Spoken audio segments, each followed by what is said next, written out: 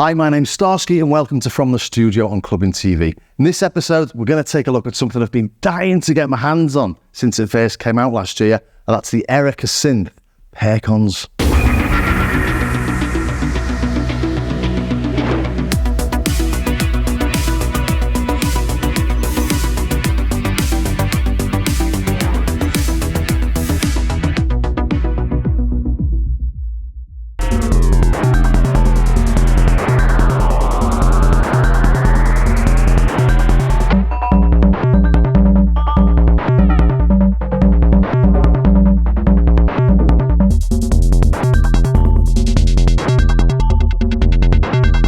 And you might have figured out from that little intro track that this is a drum machine, but why is it called the Perkons? Well, it comes with a really handy and a really nice printed user manual, and according to this, on the first page, it tells us that Perkons is the thunder of the skies. It's a drum machine and synthesizer that will change your approach to electronic rhythm synthesis, an instrument which bears the weight of a storm beneath its sturdy casing. And I have to say, after playing with this for the last few weeks, that really does stand up. It is like thunder in a box. So let's take a look at exactly what we've got here.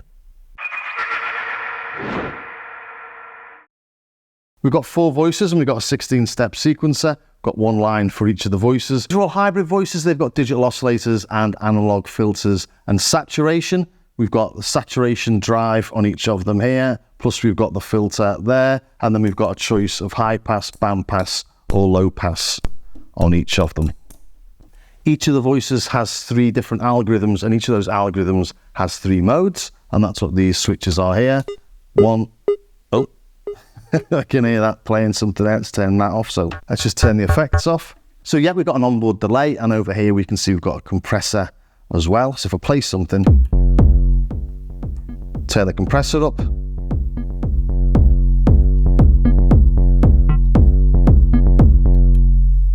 So yeah, just 4 voices, a compressor and a delay, and that's it. So it doesn't sound like it could do much, but it's just so big and fat and full. It absolutely fills the frequency spectrum, and you can write whole tracks on this on its own. And the fact we've got so many knobs that we can play with means you've got really good expressive hands-on control. And not only that, we can save absolutely everything, and everything's accessible by MIDI. So all these parameters here can be accessed via MIDI, and you can save them. So if we go into kit here, you can see here's a load of kits I've saved. Patterns, here's the patterns I've saved, and the patterns will save along with the kit, so that when you load a pattern, you load it with the kit that you saved it with. If that's what you want, you can take that off if you don't want it, but it's really handy. So if we go into pattern, I don't know, let's click on this one, see what we've got.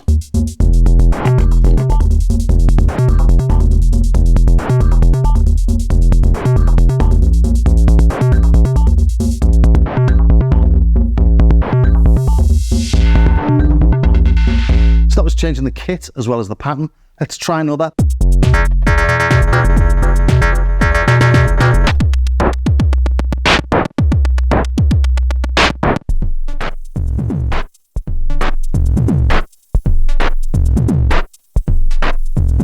It doesn't actually save the tempo. The tempo's over here with this big knob. If we press shift and tempo, we can actually see what the tempo is. So that's 127.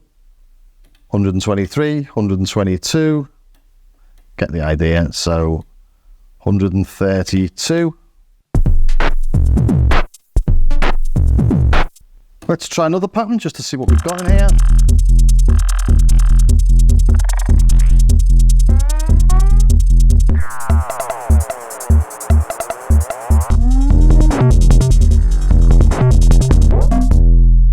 So the fact you can save everything is amazingly handy, and you can see we've got 64 buttons here. So that's 64 patterns and 64 kits, but we've also got 64 banks as well. So that's 4,096 patterns and 4,096 kits. So I think that's probably got you covered as far as memory goes. So should we take a look at what we get on the voices and how it all works? All the voices are slightly different. You've got different algorithms in there. You can look at voice 1 and voice 2 a bit like a kick and low, a bit like kicks and low toms. Voice 3 is a bit like toms and snares, and voice 4 is definitely the one with the hi-hats because it's got a couple of hi-hat samples in there. But if we just start off with voice 1, we've got 3 algorithms with 3 modes. We start off with simple waveforms, so 3 simple waveforms, then wave tables, 3 separate wave tables, and wave folding, 3 different wave folding things. I'll just play them quickly so you can hear what it is. So 1, and we change the mode.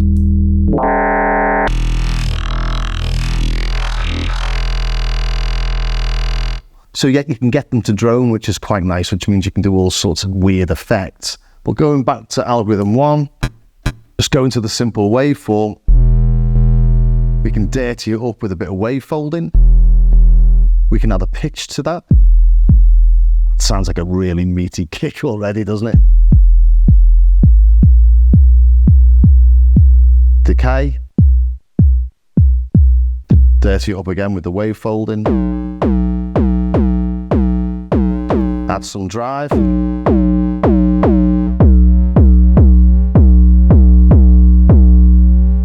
So you can hear straight away from first principles we're getting some really meaty kicks. So the way it's been set up is quite brilliant because it's really simple to start doing stuff, but you get really complex sounding tones.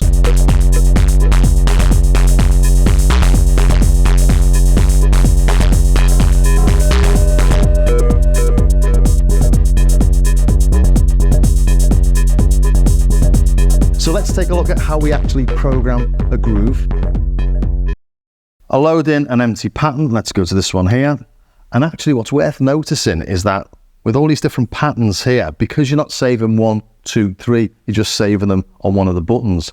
Down here, for example, is one track. Over here is another track. Over there's another one. So you can spread them around however you like across this 64. And it makes it really easy from a performance perspective because you're just selecting things that you know, not remembering numbers, but remembering patterns. I just find it a lot easier to do that anyway. So yeah, let's load up an empty one. So yeah, we've just got 16 steps, but if we look down here, we've got ratchets, we've got odds, and we've got probability. Odds is the odds of it playing on that bar or on that loop. So we've got 1 in 2 chance, 1 in 3, 1 in 4, 1 in 8. I say chance, but what it means is it'll play every other bar or every 3 bars or every 4 bars.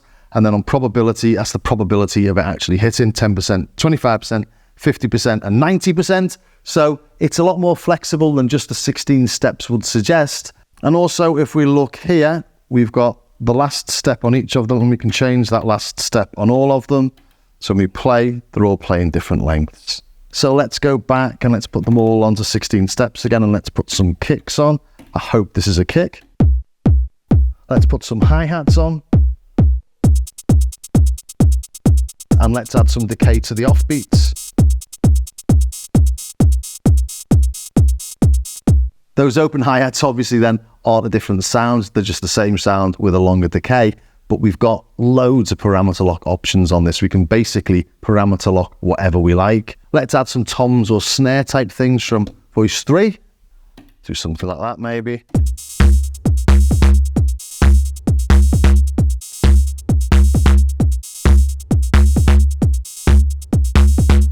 And now let's add something with some odds to it. So let's put something on the very end, and then let's only play that every other bar. So we'll hit that, press odds, and press 1 in every 2.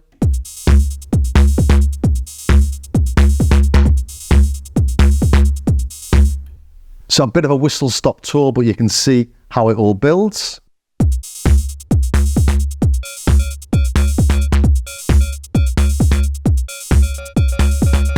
So it's really easy to get a groove up and running. Let's save it. We hit pattern. We're on that pattern there, so record. That's saved. Let's save the kit, shall we? Let's record that to there. So change the pattern.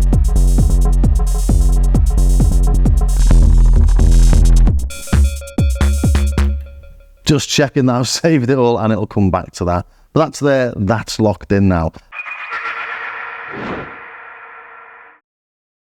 Let's take a look at this section now, the modulation section, because I've not mentioned this at all. Got the LFO rate here, and we can sync that to the tempo. We've got different waves that we select there, and that blends from sine to sawtooth to triangle to square to sample and hold. So it just means that if you've got like long modulations, you can get quite interesting wave shapes. And then here we've got the modulation level. But to set the modulation, we just hit mod, and the modulation can modulate any one of these 8 knobs. Tune, decay, parameter 1, parameter 2, VCF, drive, effect send, and level. And we add the amount of modulation we want using this. So this is modulating the level of voice 1 up to 80%.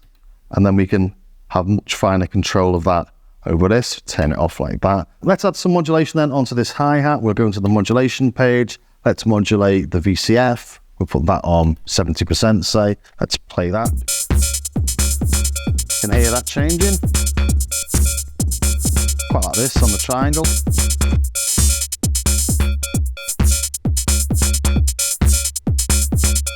So you can get really interesting things really quickly. We've got shuffle here as well. So if we press shuffle, we've got no shuffle on any of them. Let's put some shuffle. Let's play with the hi-hat again.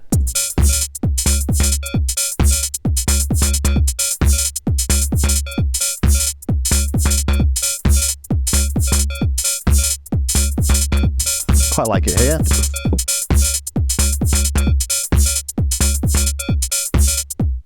So yeah, loads of fun to be had with this. That was a quick whistle-stop tour, but I think I've pretty much covered at least all the major parts. So what are my final thoughts? So there you have it, the Perkons from Erica Synth. I absolutely love this thing. It's not cheap, it's about 1,700 euros. But unlike most things that are quite expensive, I normally say this isn't going to be your first synthesizer or your first drum machine. But actually, this is so simple to use once you've got your head around a few of the concepts.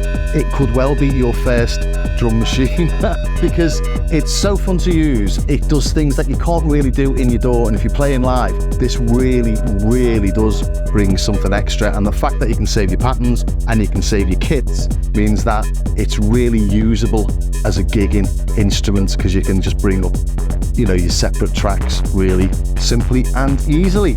So I hope you enjoyed that, and if you did, please remember you can watch it whenever you like on our Clubbing TV official YouTube channel on the From the Studio playlist. And if you've got any questions, drop them in the comments and I'll see what I can do to answer them. And also, if you are into your drum machine synths, do take a look at my Starsky Car YouTube channel as well, where I've got some extra bits and bobs on this.